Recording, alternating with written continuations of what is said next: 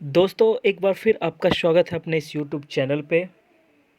दोस्तों आज हम बात करने वाले हैं ईवीएस के एक टॉपिक मधुमक्खी पालन। मधुमक्खी पालन एग्ज़ाम में पिछले बार देखने को मिला था प्रीवियस ईयर में, और हर एक बार ये पूछता है। तो इसके लिए मैंने सोचा एक शॉर्ट बना दूँ इस पे। तो दोस्तों अब शुरू करते हैं।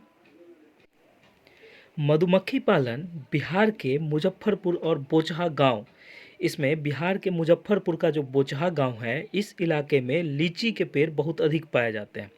लीची के फूल मधुमक्खियों को बहुत लुभाते हैं, इसलिए यह क्षेत्र के लोग मधुमक्खी पालकर शहद बनाने का काम करते हैं। तो दोस्तों जैसा कि जानते हैं, तो आपसे ये पूछा जाएगा कि बिहार के किस जिले में लीची का बहुत बड़ा उत्पादन है। तो जिला पूछे तो मुजफ्फरपुर, और मुजफ्फरपुर के किस गांव में, तो बोचहा गांव में। तो दोस्तों इसमें मधुमक्खी पालन होता है। मधुमक्खी पालन को एपीकल्चर कहते हैं। क्या कहते हैं? एपीकल्चर।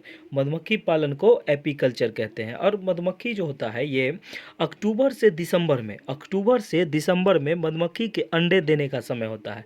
तो क्वेश्चन पूछेगा मधुमक्खी का अंडे देने का समय कब होता है, तो अक्टूबर से दिसंबर में। उसके बाद बात करते हैं, और ये मधुमक्खी पालन शुरू करने का भी सही समय होता है। उसके बाद है लीची का जो फूल होता है, लीची का फूल कब खिलता है, तो ये फरवरी महीने में खिलता है। तो क्वेश्चन आपसे पूछेगा कि लीची के फूल कब खिलते हैं, तो फरवरी महीने में। मधुमक्खी के हर छत्ते में एक रानी मक्खी होती है। क्या होती है? रानी मधुमक्खी, जो अंडे देती है।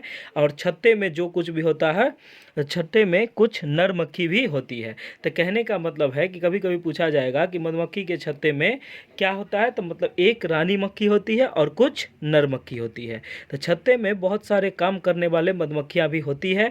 यह दिन भर काम करती है और शहद के लिए फूलों का रस ढूंढती है। जब किसी मधुमक्खी को रस मिल जाता है तो वह एक तरह का नाच करती है, जिससे दूसरे मधुमक्खियों को पता चल जाता है कि यहाँ पे रस है। तो वह रस का शहद बनाती है।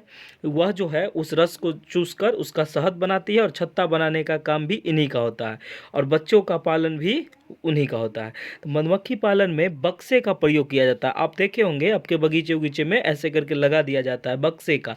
इस बक्से में चीनी का मीठा घोल डाल दिया जाता है, इससे मधुमक्खी उस पर आते हैं। नर मक्खी छत्ते के लिए बहुत कुछ खास काम नहीं करते हैं, ठीक है। मेन काम होता है रानी मक्खी का। मधुमक्खी के डंक में फॉर्मिक अम्ल होता है। तो क्वेश्चन यहाँ से एक बना कि मधुमक्खी के डंक में कौन सा अम्ल होता है, तो मधुमक्खी के अम्ल में ये फॉर्मिक अम्ल होता है। ठीक है, थैंक यू। ऐसे हंसते रहिए, मुस्कुराते रहिए, और मेरा चैनल को देखते रहिए और आनंद लेते रहिए।